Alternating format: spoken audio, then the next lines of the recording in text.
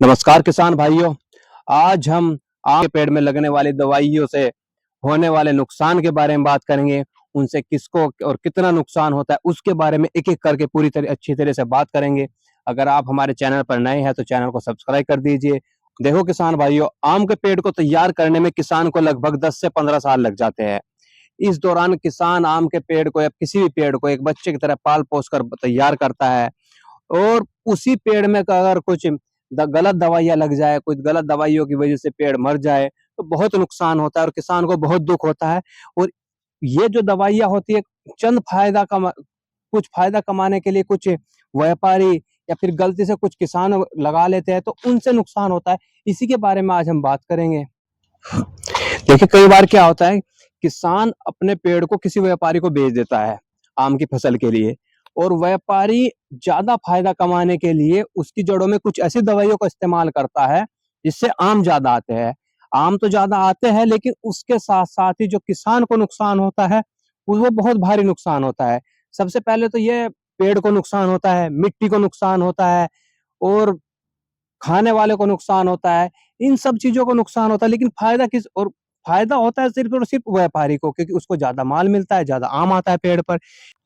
देखिए, सबसे पहले क्या होता है, जब इस दवाई को पेड़ की जड़ों में लगाया जाता है, तो ये पेड़ की ग्रोथ को रोक देती है और ये सिर्फ़ कोहर बनाने के लिए, कलियाँ बनाने के लिए उन्हीं को बनाती है, जिससे कि ज़्यादा से ज़्यादा पेड़ पर आम आ पाए।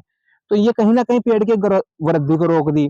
पेड़ की जड़ें आस-पास से उसको दवाई लगने के बाद ज़्यादा पोषक तत्वों को खींचती है, और जब ज़्यादा पोषक तत्वों को खींचती है, तो वो आस-पास की जितनी ज़मीन है, मिट्टी है, उसकी उर्वर शक्ति को उसकी जो कमज़ोर कर देती है कहीं न कहीं।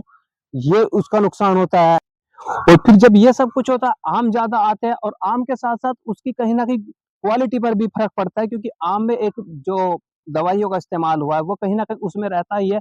तो उससे एक जो खाने वालों के स्वास्थ्य पर उसपे भी एक नेगेटिव प्रभाव पड़ता है। तो ये भी इसके एक बहुत बड़ा नुकसान देखा जाता है। ओवरऑल अगर हम सीधी भाषा में समझें, तो ये दवाइयाँ पेड़ को वैसे ही नुकसान पहुँचाती है, मिट्टी को वैसे ही नुकसान पहुँचाती है, जैसे कुछ लोग बॉडी बनाने के लिए अपनी अच्छी बॉडी दिखे, उसके लिए कुछ इंजेक्शनों का इस्तेमाल करते हैं या फिर कुछ ऐसे गलत प्रोटीन खाते हैं, जिससे कि उनकी बॉडी उस टाइम तो अच्छी लगती है, लेकिन इसके कुछ समय के बाद उसके शरीर पर एक बहुत ही गलत प्रभाव पड़ने शुरू हो जाते हैं।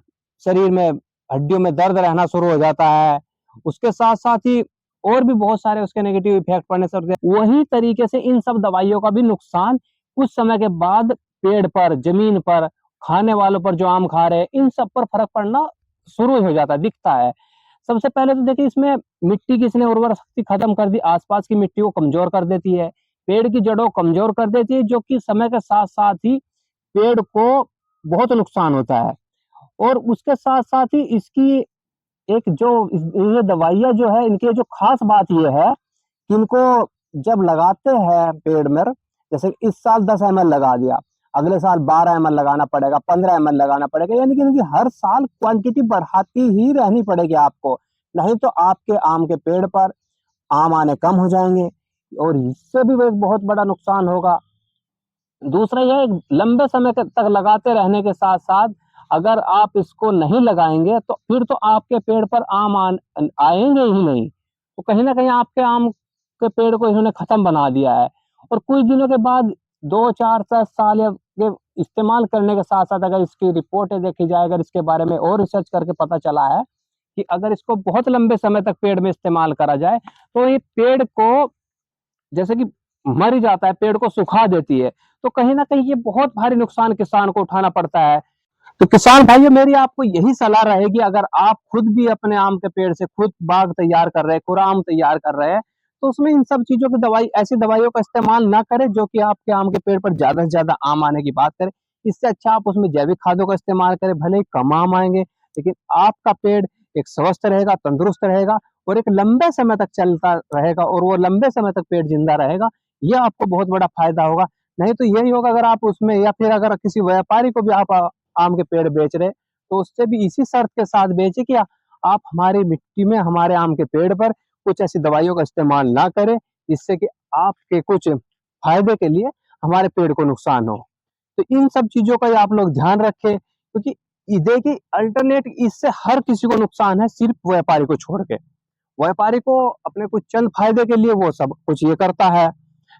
किसान को नुकसान है, उसका पेड़ को नुकसान है, मिट्टी को नुकसान है, खाने वाले जो आम खाते हैं कहीं ना कहीं उसके स्वास्थ्य पर फर्क पड़ता है। यानी कि हर किसी को नुकसान है, सिर्फ व्यापारी को छोड़ के। तो किसान भाइयों, आप इन सब ऐसी दवाइयों से बचे, ऐसी दवाई अपने आम के पेड़ में ना लगाए और ना लगाने दे किसी को भी, व्यापारी को। उसको क्लियर इंस्ट्रक्शन दीजिए कि ऐसे अगर आप दवाइयों का इस्तेमाल करेंगे तो हम आपके खिलाफ सख्त एक्शन लेंगे। ऐसे माने तो किसान भाइयों, मैंने आपको जो भी जानकारी दी है, जो भी बताया है, वो ऐसा नहीं खुद से जानकारी है, कुछ किसानों से बात की है, कुछ रिसर्च किया है, कुछ साइड से इसके बारे में देखा है। और इसके जो साइड इफेक्ट है, आप तक ज्यादा से ज्यादा बात ये पहुंचे, यही जानकारी इकट्ठा करके मैं आपको बात बता रहा हूँ, ताकि आपके भी पेड़ पर एक ऐसी जो दवाइयों का नुकसान हो से बचाया जा सके आपके पेड़ को। क्योंकि किसान भाइयों, पेड़ को तैयार करने में बहुत लंबा समय लगता है। किसान को एक अपने बच्चे की तरह पेड़ को तैयार करता है, और कुछ लोग अपने चंद फायदे के लिए अगर उस पेड़ को नुकसान पहुंचा देते हैं तो बहुत बुरा लगता है। आप भी ऐसे नुकसानों से बचिए, और ऐसी दवाइयों को खुद भी और दूसरों को भी अपने पेड़ में लगाने से बच रोके, मना करें। अगर आपको जानकारी अच्छी लगी हो तो चैनल को सब्सक्राइब कर दीजिए, लाइक कर दीजिए, और कोई जानकारी हो या फिर और कोई सजेशन हो तो प्लीज हमें कमेंट करके बताइए। जय हिंद, जय भारत।